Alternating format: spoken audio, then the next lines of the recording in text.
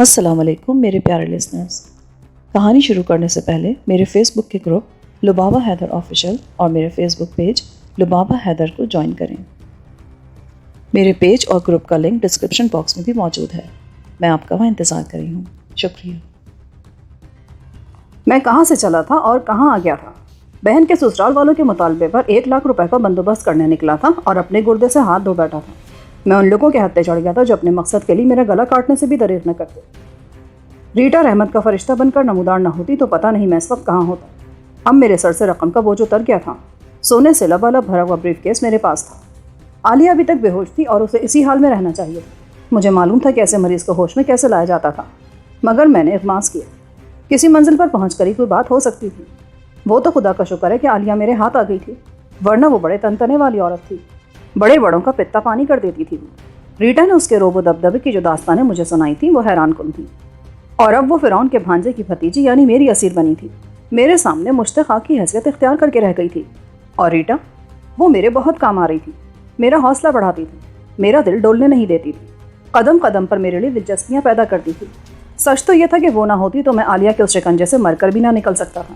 مجھے ریٹا نے بتایا تھا کہ ان لوگوں کا پروگرام یہ تھا کہ اگر کوئی اور موٹی اسامی مل گئی جسے میرے جیسے نوجوان کے تازہ صحت مند اور چربی چڑھے گردوں کی ضرورت ہوئی اور وہ اتنے ہی دام دینے پر آمادہ بھی ہوا تو وہ لوگ میرا دوسرا گردہ بھی نکال کر اسے دے دیں گے. میرا مر جانا ان کے لیے ایسے ہی تھا جیسے کوئی کتا لبے سڑک گاڑی سے کچل کر مر جائے. مجھے انہوں نے رد دی مگر کارآمد لوگوں کی فہرست میں ڈال دیا تھا. تب مجھے محسوس ہوا کہ وہ ناتا جو میں نے ریٹا سے پیدا کر لیا تھا اس گاڑی بھر کی شناسائی سے کہیں بہتر تھا جو میں دنیا سے رکھتا تھا. ریٹا میرے لیے بہت مبارک ثابت ہوئی تھی. میں چلتا ہی رہا. میری منزل ملتان تھی. مجھے راستے میں کہیں اور نہ ٹھہرنا تھا اور اس وقت سورج طلوع ہو رہا تھا جب میں ملتان شہر میں داخل ہوا. نیند نے ہم دونوں کو اس وقت تک بری طرح ڈھال کر دیا تھا، مگر اس کے سوا چارہ بھی کیا تھا کہ ہم کسی نئی دہلیز پر پہنچ کر ہی دم لیتے. ملتان پہنچ کر جلدی ہم قبات ہوٹل میں جا بیٹھے. گاڑی میں نے احتیاطاً گیراج میں بند کرا دی. وہ میرے ایک پرانے دوست کا ہوٹل تھا، اس لیے آسانی رہی. اس نے مجھے دوسری منزل میں 2 کمرے دیے. جب ہم منہ ہاتھ دھو کر ناشتہ کر چکے تو میں نے عالیہ کو دیکھا جو ابھی تک بے ہوش تھی. کیا خیال ہے مادام کو واپس لے آؤں اس دنیا میں؟ ہاں بابا، کیوں اس کی جان کے دشمن ہوئے ہو؟ کہیں یہ مر آ گئی تو ہم دونوں فٹے پر چڑھ جائیں گے. کیا کہتے ہیں اسے فارسی میں؟ تختہ داڑ نا. ریٹا نے کہا. بڑی عجیب چیز تھی وہ. تختہ دار کو تختہ داڑ بنا دیا تھا اس نے. وہ مسکرا رہی تھی ایسے انداز میں جس سے صاف ظاہر ہوتا تھا کہ اسے مکمل یقین ہو چکا تھا کہ اس نے جیلانی پر فتح پالی ہے اور اسے زندگی بھر اس سے روگردانی کی جرت نہ ہوگی. میں نے عالیہ کی اس چغتائی تصور ایسی نرم و نازک گردن کے ایک خاص حصے پر دباؤ ڈالا تھا. تھوڑی سی تیز مالش کی اور پھر اس کے پاؤں کے انگوٹھے کے قریب ایک رگ دبائی. اس کے بدن میں جگہ جگہ درد کا پیغام پہنچا تو وہ کسمسائی اور پھر عجیب سے انداز میں کرہاتے ہوئے اس نے آنکھیں کھول دی. اس وقت وہ ہوٹل کے نرم و گداز تکیے پر سر رکھے خوبصورت بستر پر دراز تھی اور سرمئی رنگ کا ریشمی لحاف اس پر بہت ہی بھلا لگتا تھا. اس کے پاؤں کے سم بھی قد آدم آئینہ لگا تھا اور سر کی طرف بھی. میں اس کے قریب ہی بیٹھا تھا. میں نے اسے ہوش میں لانے سے پہلے صرف اتنی سی زیادتی کی تھی کہ اس کی رانیں کس کر پلنگ کے ساتھ باندھ دی تھیں. اس کی دونوں باہیں میں نے اس طرح سر کی طرف باندھ دی تھیں جس طرح اس نے مجھے اپنے شفا بار کلینک میں باندھے رکھا تھا. ایک احتیاط میں نے یہ بھی کی تھی کہ اس کے خوبصورت ہونٹوں پر ٹیپ چپکا دی تھی تاکہ مادام شور نہ مچا سکے. اس کی آنکھیں کھلی تو سب سے پہلے اس کی نگاہ چھت پر پڑی، پھر سامنے آئینے پر اور اس میں منعکس میری صورت پر، اور پھر وہاں سے سرکتی ہوئی اس کی نگاہ مجھ پر پڑی. خوف اور حیرت کا سیلاب اس کی آنکھوں میں امنڈ آیا. وہ پوری قوت سے چیخی مگر اس کے لبوں پر لگے ٹیپ نے اس کی آواز باہر نہ آنے دی. اس کی وہ ہولناک چیخ اندر ہی اندر دب کر رہ گئی. پھر جب اس نے دیکھا کہ میں اس سے 2 ہاتھ دور کھڑا اپنے بدن کو خاص انداز میں حرکت دے رہا ہوں اور اس میں مسکراہٹ کا خاص مفہوم ہے تو اس نے اپنی آنکھیں بند کر لی. کہو میری جان، کیا حال ہے؟ مجھے امید ہے تم مجھے اس جگہ دیکھ کر اور اس حال میں دیکھ کر بے حد خوش ہوئی ہوگی. اس رات تم نے بھی تو اپنی دکان کا سارا مال میرے سامنے رکھ دیا تھا. یہ کہہ کر میں نے اس کے سرخ بالوں میں انگلیاں دھسا دیں. اس کا چہرہ تمتما اٹھا. میرا خیال ہے اس کا خوف کسی حد تک کم ہو گیا تھا کیونکہ اس کی آنکھیں پیغام وصول کر رہی تھیں اور کچھ کہہ بھی رہی تھیں. مجھے یوں دیکھ کر اس کی کچھ حساسیت بیدار ہو گئی تھی اور کچھ دب گئی تھی. یہ کچھ ایسا خوبصورت منظر نہیں تھا. جلدی میں اس سے اکتا گیا. وہ بے حس اور مجبور تھی، بے زبان ہو گئی تھی. اسے اسی حال میں رہنا بھی چاہیے تھا، مگر میں کیوں اپنی عزت نفس کو برباد کر رہا تھا؟ کس لیے؟ ایک فحاشہ، عیار و مکار عورت کے لیے تو یہ سب چیزیں روزمرہ کا معمول ہوتی ہیں. عالیہ کی نگاہ ریٹا پر پڑی تو وہ یوں چونکی جیسے اسے اپنی آنکھوں پر اعتبار نہ آیا ہو. شاید وہ کچھ کہتی مگر لبوں پر ٹیپ سدے راہ بنتی تھی.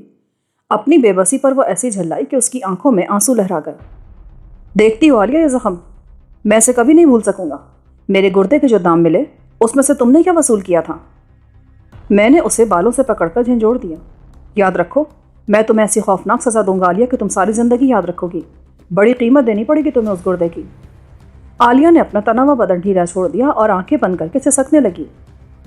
ادھر آؤ ریٹا، میری بات سنو، میں نے دوسرے کمرے کی طرف بڑھتے ہوئے کہا۔ وہ میرے ساتھ ہی چپکتی چلی آئی۔ دیکھو، میں نہیں چاہتا کہ یہ یوں ہوش میں رہے، ہمیں کوئی چانس اسے نہیں دینا چاہیے۔ تم وہ ٹیکا لکھو جس سے اسے بے ہوش یا نیم بے ہوش رکھا جا سکتا ہے۔ ابھی اسے دودھ وغیرہ پلا دو، میں ٹیکا، سرنج اور دوسرا سامان منگواتا ہوں۔ ٹیکا خود لے آؤں گا جا کر، پھر ہم اسے سلا دیں گے۔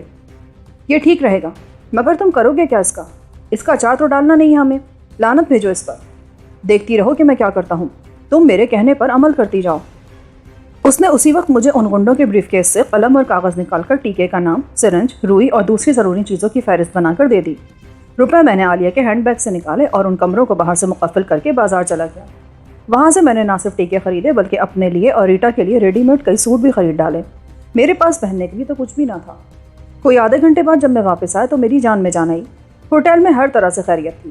مجھے یہ ڈر تھا کہ میں نے ریٹا پر یوں اندھا دھند اعتبار کر کے خود کو تباہ نہ کر لیا ہو۔ کچھ بعید بات نہ تھی کہ ریٹا بریف کیس لے کر وہاں سے رفو چکر ہو جاتی۔ اس کی تو 7 پشتوں کے لیے وہ سونا بہت کافی تھا۔ عین ممکن تھا کہ وہ عالیہ کو بھی کھول کر اپنے ساتھ لے جاتی۔ مجھے اپنی حماقت پر سخت افسوس ہو رہا تھا، مگر خیر ہوئی کہ ریٹا کا دماغ اتنی دور تک کام نہیں کرتا تھا۔ ریٹا نے ٹیکا تیار کر لیا۔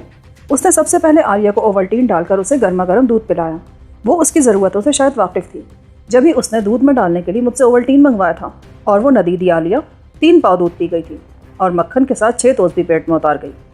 لگتا تھا بہت بھوک لگی تھی اسے، مگر نہیں۔ میرا یہ خیال ہے کہ وہ ان لوگوں میں سے تھی جو تکلیف کی حالت میں بے تحاشا کھاتے ہیں۔ غم و اندو کی فراوانی ان کی بھوک کو خوب چمکاتی ہے۔ یہی صفت عالیہ میں تھی۔ جب اس کا پیٹ بھر چکا تو ریٹا نے اس کی نس میں ٹیکا گھونپ دیا۔ عالیہ کے چھٹی حصے نے بتا دیا تھا کہ اسے کس قسم کا ٹیکا لگایا جا رہا ہے۔ وہ بہت گریزا رہی، بڑا زور مارا اس نے کہ کسی طرح سوئی نس میں نہ اترے، مگر ریٹا نے اسے معاف نہ کیا اور میرے دیکھتے ہی دیکھتے چند لمحوں میں وہ بے سدھ ہو گئی۔ تم تو بڑی بے رحم ہو ریٹا، کتنی عاجزی، انکساری اور دلوں کو گرفت میں لینے والی فریاد تھی اس عالیہ کی آنکھوں میں۔ میں نے بہت زیادہ متاثر ہو کر کہا، زیادہ شاعری کی ضرورت نہیں ہے مسٹر جیلانی، اپنے کام سے کام رکھو اور عورتوں کے معاملے میں ٹانگ مت اڑاؤ۔ تو اور کیا اڑاؤں ان کے معاملے میں؟ وہ تلملا سی گئی، لال پیلی آنکھیں کرتے ہوئے بولی، اپنا سر، ایک دم واہیات آدمی ہو تم، ڈیم فول، عورتوں سے ایسے بات کرتا ہے کیا؟ تو اور کیسے باتیں کرتے ہیں ڈیوڈ پھسٹا کی اولاد؟ چلو ٹھیک ہے، اب ہم بھی سو جاتے ہیں، بہت تھک گئے ہیں۔ میں کہاں سوں گی؟ تم یہ سب پردے کھینچ دو، دروازے بند کر دو اور درمیان کا دروازہ کھلا رکھو، اور عالیہ کے ساتھ والے اس پلنگ پر سو جاؤ، میں اس کمرے میں سو جاؤں گا۔ مجھے ادھر کیوں نہیں سلاتا تم؟ وہ حیران ہوئی۔ ہم نامحرم ہیں ریٹا، زبانی کی حد تک تو سب کچھ ٹھیک ہے، مگر اس سے آگے نہیں۔ I am sorry, very sorry, اسے اپنی توہین نہ سمجھو، یہ اصول کی بات ہے۔ یہ کہہ کر میں دوسرے کمرے میں جا گھسا۔ میں ریٹا کے چہرے پر ابھرتی خجالت کی سرخی نہیں دیکھنا چاہتا تھا۔ میں اس کے باپ کا نوکر نہیں تھا، نہ میں ان الو کے پٹھوں میں سے تھا جو ہر موقع کو اپنا موقع سمجھتے ہیں۔ میں بستر پر گرا تو بہت سی باتیں آگے پیچھے کی میرے ذہن میں ابھرنے لگی، اور پھر اچانک مجھے اپنی بلو جینز یاد آئی، اپنی وہ جرسی یاد آئی جو مجھے میری منگیتر نے دی تھی۔ پھر مجھے یاد آئی کہ میرے پاس خاصی رقم موجود تھی، میرا بٹوا بھی تھا جس میں میرا شناختی کارڈ بھی رکھا تھا، میرا رومال، میرا چاقو، میرا کنکھا، کوئی ایک چیز تو نہ رہ گئی تھی وہاں، اس گشتی آلے کے کلینک پر اور اس کی کوٹھی پر۔ یہ تو گھپلا ہو گیا۔ سب سے زیادہ گڑبڑ کی بات یہ ہوئی تھی کہ میرا شناختی کارڈ وہاں رہ گیا تھا۔ عین ممکن ہے وہ اس سے کوئی غلط فائدہ نہ اٹھائیں۔ میں لپک کر ریٹا کے پاس پہنچا۔ او یار، میں تو بالکل مارا گیا۔ کیوں؟ کیا ہوا؟ خیر تو ہے؟ وہ ایک دم اٹھ بیٹھی۔ وہ میرا شناختی کارڈ، میرا بٹوا، اس میں رکھی ہوئی رقم، میری پتلون، میری جرسی، وہ سب کیا ہوئے؟ دور فٹے منہ، میں سمجھی کوئی تیرا دوسرا گردہ بھی لے گیا۔ دیکھ جیلانی، تیرا شناختی کارڈ، تیرے روپے، تیرا بٹوا، تیرا رومال، سب کچھ میرے پاس محفوظ ہے۔ یہ دیکھ۔ اس نے اپنے گریبان میں ہاتھ ڈال کر یہ تینوں چیزیں نکالی اور میرے سامنے رکھ دی۔ مجھے ڈاکٹر دھومن کی میز کی دراز سے ملی تھی یہ چیزیں۔ Oh thank you Great Britain, thank you David پھسٹا کہ تو نے ایسی عمدہ پوتی اپنے پیچھے چھوڑی ہیں۔ ہم نامحرم ہیں مسٹر، چلو بھاگو یہاں سے۔ وہ سخت ناراض معلوم ہوتی تھی مجھ سے۔ میں نے دل میں کہا، لعنت بھیجو، عورتیں ہوتی ہی ایسی ہیں، ہر وقت خوشامد کرانا چاہتی ہیں۔ میں وہ چیزیں سمیٹ کر اپنے بستر پر جا بیٹھا، اور یہی سب سے بہتر صورت تھی کہ میں اطمینان سے سو جاتا، مگر پھر بھی مجھے اپنے طور پر اطمینان کر لینا چاہیے۔ میں نے عالیہ کا پستول، اس کا ہینڈ بیگ، ہنڈوں کا بریف کیس اور دوسری تمام چیزیں اپنے کمرے میں رکھ لی تھیں۔ جس کمرے میں وہ دونوں تھیں وہاں سے باہر نکلنے کا صرف ایک ہی راستہ تھا، اور وہ تھا درمیانی دروازہ۔ وہ بھی میں نے بند کر لیا اور اندر سے چٹخانی چڑھا دی۔ اب میں بالکل مطمئن تھا، مگر وہ اطمینان بالکل کھوکھلا ثابت ہو رہا تھا۔ نیند مجھ سے کوسوں دور تھی۔ میرے دل میں یہ خوف ابھر رہا تھا کہ ڈاکٹر دھومن کی دراز سے میرے شناختی کارڈ کے ملنے سے اس بات کا ثبوت فراہم ہوتا تھا کہ وہ لوگ میرے گھر کے پتے سے آشنا ہو چکے تھے۔ ان کے کلینک سے میرے بھاگ نکلنے کے بعد وہ ضرور میرے گھر پر گئے ہوں گے۔ خدا جانے ان لوگوں نے میری ماں سے کیا کہا ہوگا، میری بہن سے کیسا سلوک کیا ہوگا۔ ان کو اپنے گھر میں دیکھ کر میری ماں کا تو برا حال ہو گیا ہوگا۔ وہ ان سے میرا پتہ پوچھتے ہوں گے۔ ان دونوں ماں بیٹی پر کیا بیتی ہوگی۔ یہ سارے سوال میرے ذہن میں سانپوں کی طرح پھن پھیلا کر پھنکارنے لگے۔ میں اٹھ بیٹھا۔ میرے لیے ان حالات میں سو جانا کسی طرح بھی ممکن نہیں تھا، اور یہ بات میری سمجھ میں نہ آتی تھی کہ میں عالیہ کو کیوں پکڑ کے لایا ہوں۔ اس سے میں کیا فائدہ حاصل کر سکتا ہوں؟ ایک ہی صورت تھی اپنی شکست کا بدلہ لینے کی کہ میں انہیں مجبور کر دیتا کہ وہ 5 لاکھ ریال کی پوری رقم میرے حوالے کر کے عالیہ کو لے جائیں، ورنہ میں اسے قتل کر دوں گا۔ ویسے بھی اس کا زندہ رہنا میری نظر میں کسی بھی طرح مفید نہ تھا۔ ریٹا نے بتایا تھا کہ وہ گردے کے آپریشن میں بہت ماہر ہے، اور اس کی یہی مہارت اسے شیطان کی راہ پر لے گئی تھی۔ میں کتنی ہی دیر تک وسوسوں میں ڈوبا رہا۔ میرا ذہن بری طرح تھکتا جا رہا تھا۔ میں پلنگ پر لیٹا رہا اور سوچتا رہا، مگر مجھے اپنے مسئلے کا کوئی حل نظر نہ آیا۔ ایسی کوئی صورت نہ تھی کہ مجھے میرا گردہ واپس مل سکتا۔ کسی طور پر بھی میں اس نعمت کو دوبارہ نہیں پا سکتا تھا۔ ان لوگوں نے مجھ پر جو ظلم کیا تھا اس کا اندازہ ہی نہیں کیا جا سکتا تھا۔ میرا دل خون کے آنسو روتا رہا۔ اس دن میں نے اپنے تکیے پر بہت آنسو بہائے۔ خدا گواہ ہے، مجھے اپنی بے بسی پر اس روز بہت رونا آیا۔ میری چھوٹی سی لفزش کی ان لوگوں نے مجھے اتنی بڑی سزا دی تھی کہ اس کا تصور بھی نہیں کیا جا سکتا تھا۔ میں انہی سوچوں میں دیر تک غلطا رہا۔ پھر آپ ہی آپ نیند نے آگے بڑھ کر میری آنکھیں بند کر دی۔ جب میں سو کر اٹھا تو دن ڈھل رہا تھا۔ دوپہر کے 3 بج چکے تھے۔ میری نیند کا قفل کھلا تو فوراً ہی مجھے عالیہ یاد آئی۔ میں بستر سے اٹھ کر تیزی سے دوسرے کمرے میں پہنچا۔ عالیہ ہوش میں آ چکی تھی۔ اس کی آنکھیں کھلی تھی مگر منہ بند تھا۔ اس پر وہ مضبوط ٹیپ ابھی تک موجود تھی اور اس کی دونوں باہیں سر کی طرف پلنگ سے بندھی تھیں۔ اس کے بدن پر ریٹا نے لحاف ڈال دیا تھا تاکہ وہ سردی سے بچ جائے۔ عالیہ کی بڑی بڑی سرمگی آنکھیں دیکھ کر ایک خیال اس لمحے بجلی کے کوندے کی طرح میرے ذہن میں لپکا، اور میں نے فیصلہ کر لیا کہ اس پر ہر حال میں عمل کروں گا۔ ریٹا ابھی تک سوئی ہوئی تھی۔ میں نے اسے جھنجھوڑ کر جگا دیا۔ وہ آنکھیں ملتی ہوئی اٹھی اور تڑاک سے بولی، کیا قیامت آ گئی ہے؟ وہ شوق انداز سے مسکرا رہی تھی۔ لوگ ملتان سے بھاگ رہے ہیں، کہتے ہیں قیامت رینالہ خورد تک پہنچ چکی ہے۔ میں نے اسے پلنگ سے اتارتے ہوئے کہا، تم یوں کرو کہ اپنا سامان باندھ لو، ہم ابھی یہاں سے چل دیں گے۔ تم جیسے گناہگاروں کو فکر ہوگی، مجھے کوئی ڈر نہیں قیامت کا۔ وہ جوتے پاؤں میں پھنساتے ہوئے بولی۔ عالیہ ہمیں عجیب سی نظروں سے دیکھ رہی تھی، جن میں غصہ بھی تھا اور نفرت بھی، رحم کی بھیک بھی تھی اور تحکم بھی۔ وہ مجھے محض ایک اٹنا سا نقب زن، ایک اوچھا چور سمجھ رہی تھی۔ جیلانی، میرا تو خیال ہے کہ ہمیں ابھی کھانا کھا لینا چاہیے، بھوک تیز ہو گئی ہے، ریٹا نے غسل خانے کی طرف جاتے ہوئے کہا۔ ٹھیک ہے، میں ابھی کھانا منگواتا ہوں، پہلے اپنی اس مدام کو تو سیدھا کر لوں۔ یہ کہہ کر میں نے عالیہ کے منہ سے ٹیپ اتار دی۔ پھر میں نے اس کی دونوں کلائیاں بھی کھول دیں۔ لے اب اٹھ جا، کمر سیدھی کر لے ذرا۔ وہ کچھ بولی نہیں، پلنگ پر سیدھی ہو کر بیٹھ گئی۔ اگر تو نے شور مچایا تو یہاں تیری مدد کو کوئی نہیں آئے گا، اور اپنی زبان کھول کر تو اپنی موت کو اور زیادہ قریب کر لے گی، سمجھی؟ لے یہ پہلے دودھ کا گلاس پی۔ میں نے میز پر سے اس کے لیے منگوایا ہوا دودھ کا جگ اٹھایا اور گلاس بھر کر اس کے لبوں سے لگا دیا۔ بہت گاڑھا اور بلال سے لدا پھندا دودھ تھا، جسے عالیہ بڑی رغبت سے پی گئی۔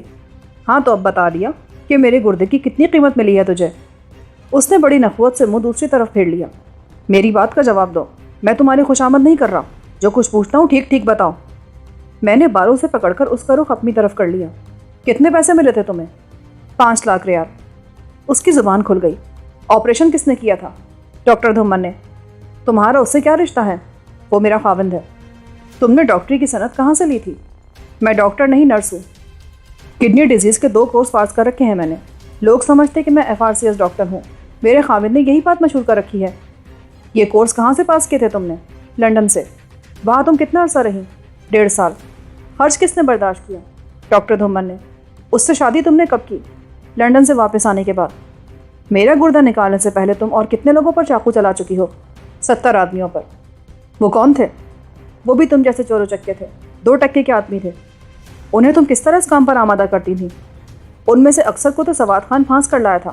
وہ کس طرح؟ وہ ایسے گروہ میں اٹھتا بیٹھتا ہے جو چوری چکاری اور ڈاکہ زنی میں بدنام ہے۔ وہاں وہ کسی نہ کسی مجرم کو لالچ دیتا ہے کہ وہ ڈاکٹر دھومن کی کوٹھی پر رات کو ڈاکہ ڈالے۔ سارا نقشہ اسے سمجھا دیتا ہے، پھر وہ مجھے اور حیدر کو خبردار کر دیتا تھا۔ چور اس کے بتائے ہوئے نقشے پر چلتا ہوا میری کوٹھی کے اس کمرے تک جا پہنچتا تھا جس کے دروازے از خود چاروں طرف سے بند ہو جاتے ہیں۔ ہم اسے وہاں بے ہوش کر کے پکڑ لیتے تھے جس طرح تمہیں پکڑا، مگر مجھے تو سواد خان نے نہیں بھیجا تھا۔ مجھے معلوم ہے، اور اسی لیے ہم اتنی بڑی مصیبت میں پھنس گئے ہیں۔ चोरों को पकड़कर तुम क्या करती थी? हम चोर को जेल, कैद और फांसी की सज़ा से इस हद तक डराते थे कि वो खामोश हो जाता था। बस औक़ात हम अपने शिकार को ऐसी दवा देते थे जो उसके गुर्दे में या मसाने के करीब शदीद दर्द पैदा कर देती थी, और हम उसको यही यकीन दिलाते थे कि उसका गुर्दा ख़राब हो गया है। ये दर्द कुछ दिन में हम इस हद तक बढ़ा देते थे कि वो आदमी खुद ब खुद गुर्दे के ऑपरेशन के लिए तैयार हो जाता था। हम उसे यही कहते थे कि गुर्दा नाकारा हो चुका है और उसका निकाल लेना ही बेहतर है, और इस तरह हम उसे गुर्दे से उसको महरूम कर देते थे। उन गुर्दों को तुम कहाँ बेचती थी? उनमें से ज़्यादातर हम अरब मुल्कों में बेचते रहे हैं। वहाँ गुर्दों की इतनी ज़रूरत कहाँ से पैदा हो गई? अरब ममालिक में पानी की आलाइशें ऐसी होती हैं कि अधेड़ उम्र के लोगों में से अक्सर के गुर्दे नाकारा होकर रह जाते हैं, जिसकी वजह से उन्हें बाकायदगी से मशीन के ज़रिए अपना खून साफ़ कराना पड़ता है। मगर वहाँ ऐसे ऐसे अमीर आदमी हैं जो अरबों डॉलर के मालिक हैं। उनके नाकारा गुर्दे की जगह हम नया सेहतमंद गुर्दा लगा देते हैं तो वो सेहतयाब हो जाते हैं। उनसे हम नए गुर्दे की कीमत कभी 5 लाख रियाल लेते हैं तो कभी 10 लाख रियाल। ये बात आदमी आदमी पर मुनहसर होती है। जितना बड़ा आदमी होता है इतनी ही बड़ी कीमत। आलिया बड़ी साफगोई से काम ले रही थी। उसका चेहरा उस वक्त हर किस्म के जज्बात से आरी था।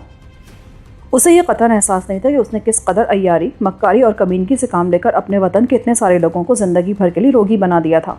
एक गुर्दे से इंसान कितने दिन तक जिंदा रह सकता है? उसकी आम कारकर्दगी भी उससे ज़रूर मुतासर होती होगी। खौफ की एक तेज़ लहर मेरे बदन में दौड़ती चली गई। मुझे एहसास हुआ कि पता नहीं मेरा एक गुर्दा मुझे कितने दिन तक जिंदा रहने में मदद देगा, और ना जाने कौन से मकाम पर मैं किस हालत में ढेर हो जाऊंगा। जिन लोगों का तुमने गुर्दा निकाल लिया है उनके कितने अरसे तक जिंदा रहने के इम्कानात होते हैं? मेरा मतलब है उनकी उम्रें तो आम आदमी की उम्रों से कम रह जाएंगी। हाँ, मेरा ख्याल है कि एक गुर्दे वाला आदमी आम आदमी से 3/4 उम्र बसर कर सकता है। तुम्हें कभी यह ख्याल नहीं आया कि तुम उन गरीब लोगों पर किस कदर जुल्म कर रही हो? अपने शौहर के लिए तुमने 70 जवानों को तबाह कर दिया और मैं 71वां हूँ। वो गरीब नहीं थे, वो भी जालिम थे, हमें लूटने आते थे। मगर उन्हें तो सवाद खान भेजता था, तो इससे क्या होता है? उन्हें ना भी कहा जाए तो भी वो लोगों को लूटने से बाज तो नहीं रहते थे, जैसे तुम वहाँ घुस आए थे। बड़ा तनतना पैदा हो चला था उसके लहजे में, जैसे वो मुझे बहुत कमतर, बहुत अदना और घटिया समझ रही हो। वो बात यूँ कर रही थी मुझसे जैसे वो किसी मरीज़ को बता रही हो कि उसका मर्ज़ कितना शदीद है। मैंने उसके लबो लहजे को सरफ़े नज़र किया। तुमने रीटा का भी गुर्दा निकाल लिया था?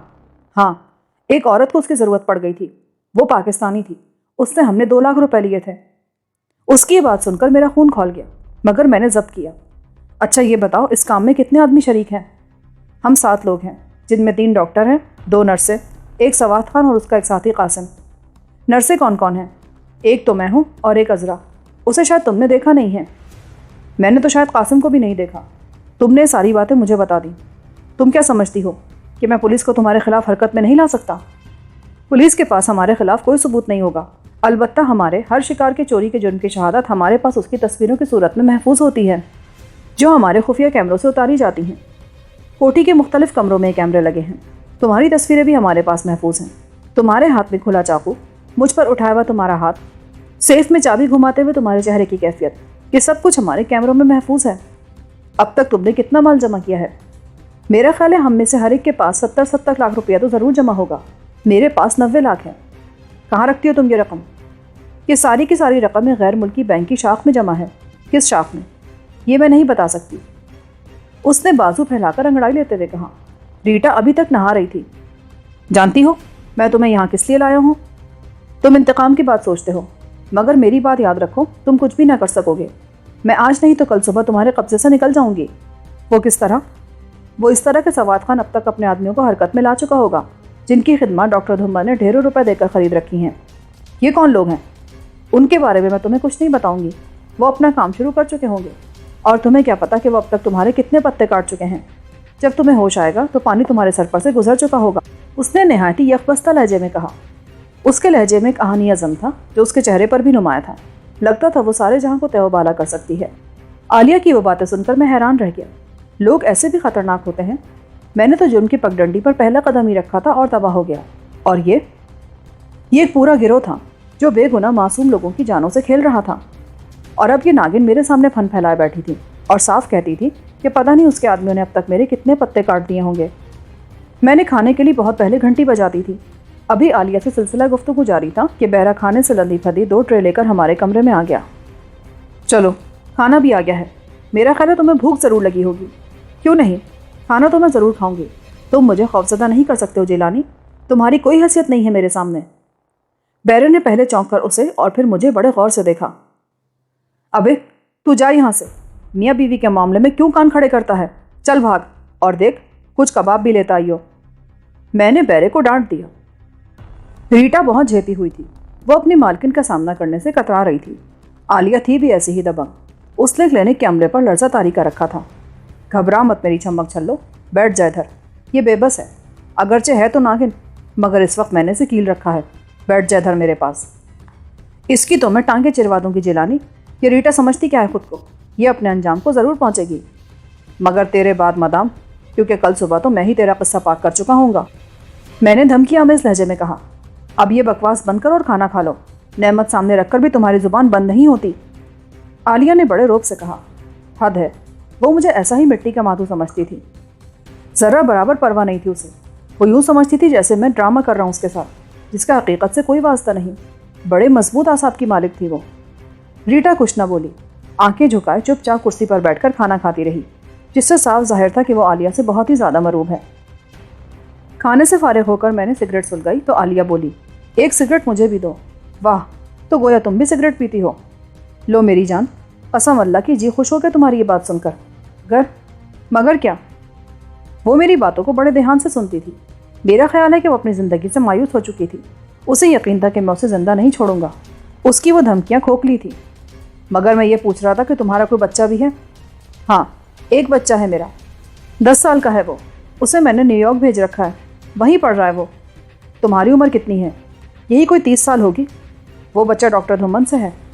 ہاں تو اور کیا تم سے ہے؟ مجھ سے بھی ہو سکتا تھا۔ اس رات تم نے گاؤن تو اسی انداز میں اتارا تھا جیسے کوئی پہلوان اکھاڑے میں خم ٹھوک کر اترتا ہے۔ وہ مسکرائی۔ میں نے ایسا کوئی مرد نہیں دیکھا تھا جو ایسی صورتحال میں اپنے حواس پر قابو رکھ سکے۔ میرا خیال تھا تم مرد ہو ہی نہیں، مگر اب میرا خیال ایسا نہیں ہے۔ کیوں؟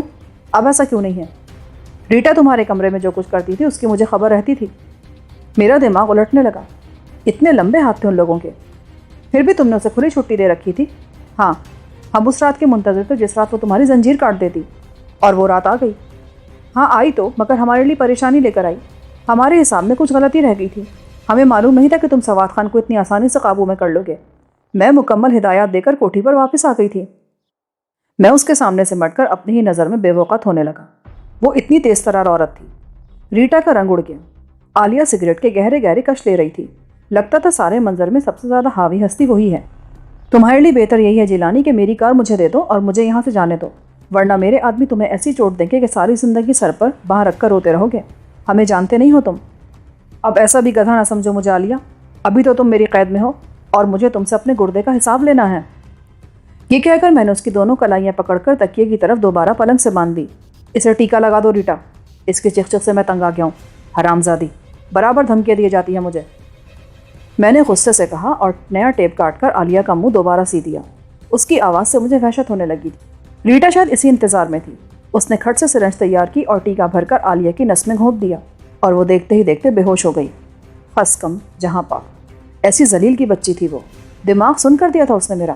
مرتی مر گئی، مگر اس کے قصبل ویسے کے ویسے ہی تھے ابھی تک۔ ریٹا، مجھے ڈر ہے، اس گشتی کے ساتھ ہی ہمیں چاروں طرف ڈھونڈ رہے ہوں گے، ہر شہر تک رسائی حاصل ہوگی انہیں، کیونکہ ان کے پاس روپیہ ہے۔ تو پھر ہمیں کیا کرنا چاہیے؟ اس کی باتوں سے تو یہی معلوم ہوتا ہے کہ ہم یہاں محفوظ نہیں ہیں۔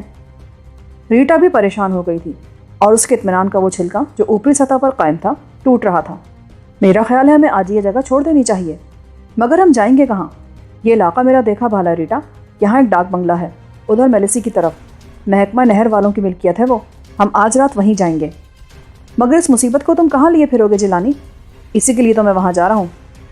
احمق ہو تم، میری مانو تو اسے گولی مار کر ادھر کسی کھڈے میں دفن کر دو اور اطمینان سے گھر چلے جاؤ۔ خامخواہ اپنے لیے مصیبت پیدا کر رہے ہو۔ مجھے ابھی ڈاکٹر دھومن اور اس کے ساتھیوں کو بھی پکڑنا ہے، ایک ایک سے انتقام لینا ہے مجھے۔ تو پھر انتقام کا یہ کون سا طریقہ ہے؟ جس کو پکڑو اسے جان سے مار دو، اس میں لمبی چوڑی سوچنے والی کیا بات ہے؟ مگر نہیں ریٹا، یہ اتنی آسانی سے مر گئے تو انہیں سزا کیا ملی؟ کیا سزا ملی انہیں؟ جو مر جاتے ہیں وہ تو ہر دکھ ہر غم سے نجات پا جاتے ہیں، پھر سزا کہاں ملی انہیں؟ نہیں، میں ان سب کو ایسی سزا دوں گا کہ یہ نہ جی سکیں گے اور نہ مر سکیں گے۔ تمہاری باتیں میری سمجھ میں نہیں آتی جیلانی، میں شاید زیادہ دور تک اور زیادہ دیر تک تمہارا ساتھ نہ دے سکوں۔ بکتی ہو تم، میں کوئی زیادتی تو نہیں کر رہا تمہارے ساتھ، یہ بات نہیں ہے جیلانی، یہ اذیتناک سلسلہ میں زیادہ دن تک برداشت نہیں کر سکتی، میں ان کاموں کے لیے نہیں بنی ہوں۔ وہ بلک اٹھی اور نڈھال سی ہو کر کرسی میں جا دھسی۔ اوہ، اب سمجھا۔ ٹھیک ہے بیبی، میں بس 1-2 دن میں تمہیں تمہارے گھر پہنچا دوں گا اور ڈھیر سارا روپیہ بھی تمہیں دے دوں گا تاکہ تم اطمینان سے زندگی بسر کر سکو۔ مجھے روپیہ نہیں چاہیے، مجھے تمہاری ضرورت ہے جیلانی۔ نہ بابا نہ، بہت مشکل کام ہے یہ، میرے راستے بڑے کٹھن ہیں، پتہ نہیں زندگی مجھے کس راہ پر لے جاتی ہے۔ نکال دو اپنے دماغ سے ایسا تمام خناس۔ تم کہو گی تمہیں مجھ سے محبت ہو گئی ہے، میں تمہارے بغیر رہ نہیں سکتی، یہ سب بکواس ہے۔ اب تو میں کسی کا بھی نہیں ہو سکتا، کسی کا بھی نہیں۔ 7 آدمیوں سے انتقام لے کر ہی میں سکھ کی نیند سوؤں گا، یہ میرا وعدہ ہے اپنے دل سے، اپنے رب سے، اپنی ماں کی خیالی تصویر سے۔ انہوں نے بہت سے لوگوں کو تباہ و برباد کر لیا، مگر اب میں انہیں تباہ کر کے چھوڑوں گا۔ ریٹا مجھے پھٹی پھٹی نظروں سے گھور رہی تھی۔ وہ کچھ بولی نہیں، لرزتی ہوئی اٹھی اور دوسرے کمرے میں جا کر سسکنے لگی۔ میں اس کی گری اوزاری پر لعنت بھیجتا ہوا کمرے سے نکلا اور باہر سے دروازے کو مقفل کر کے نیچے آ گیا۔ مجھے اسی شام وہ جگہ چھوڑ دینی چاہیے تھی۔ عالیہ ٹھیک کہتی تھی کہ اس کے آدمی میری تلاش میں ہوں گے۔ کاؤنٹر پر جا کر میں نے بل ادا کیا، اپنے دوست ناصر علی سے رخصت لی اور اسی شام ان دونوں کو کار میں لاد کر ملتان سے باہر نکل گیا۔ عالیہ کے بارے میں نے اپنے دوست کو بتایا کہ وہ بیمار ہے اور چلنے پھرنے سے معذور ہے، اسی لیے اسے اٹھا کر ادھر سے ادھر لے جانا پڑتا ہے۔ حالت عالیہ کی یہ تھی کہ اسے ریٹا نے ٹیکا لگا کر بے ہوش کر رکھا تھا اور ہماری عافیت اسی میں تھی کہ ہم وہاں سے چپ چاپ نکل جاتے۔ مجھے میلسی جانے کی زحمت نہ اٹھانی پڑی۔ نہر کی پٹری پر میں نے کار ڈالی تو شہر سے کوئی 21 میل دور ہارون آباد کی طرف جانے والی سڑک پر مجھے ایک ڈاک بنگلے کی خبر ملی۔ ایک راہگیر نے بتایا کہ وہاں سے کچھ ہی دور وابلا کا ایک بنگلہ موجود ہے اور میں اس میں ٹھہر سکتا ہوں۔ یہ بڑی خوشائند خبر تھی۔ راہگیر کے بتائے ہوئے پتے پر جب میں پہنچا تو یہ دیکھ کر میرا دل خوش ہو گیا کہ ایک نیا تعمیر کردہ نئی وضاقتہ کا بنگلہ ایک پربہار جگہ پر موجود تھا۔ بنگلے میں صرف ایک چوکیدار تھا۔ اس گھڑی وہ مجھے وہاں دیکھ کر بے حد خوش ہوا۔ میں نے جاتے ہی 100 کا نوٹ اس کے ہاتھ پہ رکھ کر اسے اپنا مطیع کر لیا۔ اس نے ہمارے لیے بنگلے کے حصے میں 2 کمرے کھول دیے۔ 2 کمرے ایک مکمل رہائشی حصہ تھے جن میں کچن بھی تھا اور 2 باتھ روم بھی۔ بجلی کے ہیٹر بھی لگے تھے ان کمروں میں۔ فرش پر دریا بچھی تھی۔ وہاں جو فرنیچر رکھا تھا وہ واقعی CSP قسم کے افسروں کے شایع نشان تھا۔ ان لوگوں نے شہروں کی بکواس سے دور ماہی 2 ماہی دوروں کے لیے اپنے لیے نہایت ہی خوبصورت آرام گاہیں مہیا کر رکھی تھیں، جہاں نہ صرف تنہائی تھی بلکہ سکون بھی تھا، بلکہ دنیا جہان کی آسائشیں بھی مہیا ہو سکتی تھی وہاں۔ کار میں نے عمدن وہاں بھی گیراج میں بند کر کے تالا لگا دیا۔ چوکیدار جس کا نام شیرو تھا ہمارے بہت کام آیا۔ میں نے عالیہ کو بستر میں لٹا کر لحاف اڑا دیا، اسے بالکل ہوش نہیں تھا۔ پھر میں نے چوکیدار کو 50 روپے دیے کہ وہ ہمارے لیے مرغ روسٹ کر دے اور جو بھی اچھی سے اچھی چیز وہاں اسے کھانے کو مل سکتی ہے لے آئے۔ رات 10 بجے تک ہمیں شیرو نے ہر شے سے بے نیاز کر دیا۔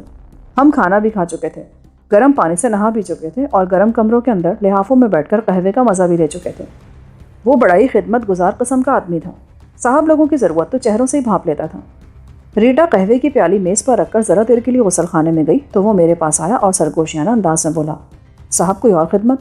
میرا مطلب ہے صاحب کہ آپ کی تھکن تو دور ہونی چاہیے نا۔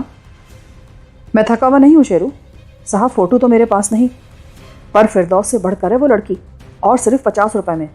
نہیں شیرو نہیں، اسے نہیں دیکھا تو نے جو ہمارے ساتھ ہے، کیا بری ہے یہ؟ میں نے دل لگی کی، بالکل نہیں صاحب، یہ تو بالکل چمگادڑ کے موافق ہے، میں آپ کو پری لا کر دیتا ہوں۔ وہ اور زیادہ قریب آ گیا۔ عمر اس کی یہی کوئی 50 کے لگ بھگ ہوگی، مگر انسانی نفسیات کا ماہر آدمی تھا وہ۔ مجھے کچھ ایسے انداز میں پھانس رہا تھا کہ میرا دل بھی 33-34 ہونے لگا۔ پھر میں نے کہا، ہٹاؤ یار، یہ تو شیطان کا پرانا حربہ ہے۔ میں نے اسے ذرا غصے کی نظر سے دیکھا۔ بدبخت وہ میری بیوی ہے، سمجھا کہ نہیں؟ چلا جا یہاں سے، ورنہ میں تجھے نوکری سے نکلوا دوں گا، گیٹ آؤٹ۔ اس کا رنگ ہلدی ہو گیا، ہاتھ جوڑ کر الٹے پاؤں چلا اور ایک دم بھاگ نکلا۔ اس کا تیر نشانے پر نہیں بیٹھا تھا۔ وہ رات بھی میں نے بہت محتاط انداز میں گزاری، اس حال میں کہ ریٹا کو میں نے اپنے ہی کمرے میں سلایا، ساتھ کے پلنگ پر، اور تمام دروازے کھڑکیاں اندر سے اس طرح بند رکھیں کہ باہر سے کوئی بھی اندر نہیں آ سکتا تھا۔ 2 دن اسی طرح گزر گئے۔ میں نے عالیہ سے کوئی بات نہ کی، اس کی ساری دیکھ بھال ریٹا کرتی رہی۔ تیسرے دن صبح مؤذن کی اذان کے ساتھ ہی موڑ بیٹھا۔ مجھے اپنے منصوبے کو عملی جامہ پہنانا تھا۔ عالیہ کو سزا دینے کی جو تجویز میرے ذہن میں بجلی کے کوندے کی طرح لپکی تھی، اب اس پر عمل کرنے کا مرحلہ آن پہنچا تھا۔ میں نے ریٹا کو جگا دیا۔ اب یہ مت پوچھنا کہ قیامت آ گئی ہے یا نہیں، میں نے آئینے میں جھانکتے ہوئے کہا۔ تو پھر اس وقت کیوں جگا دیا تم نے مجھے؟ ابھی تو 4 ہی بجے ہیں۔ میں ذرا ملتان تک جا رہا ہوں، سمجھی؟ میرا خیال ہے صبح 7-8 بجے تک واپس آ جاؤں گا۔ کیا کرو گے وہاں جا کر؟ بس ایک کام ہے، بہت ضروری کام۔ تمہیں یہ کرنا ہوگا کہ اس بدبخت عورت کو جگا کر تم کھانا کھلاؤ گی، اس کا دل بہلاؤ گی، مگر اس کا منہ حسب معمول ٹیپ سے بند رکھو گی۔ اس کو میں نے پلنگ سے اچھی طرح باندھ دیا ہے، باقی سب خیریت ہے۔ اسے تمام باتیں سمجھا کر میں نے گیراج سے گاڑی نکالی اور تاروں کی چھاؤں میں ملتان کی طرف چل نکلا۔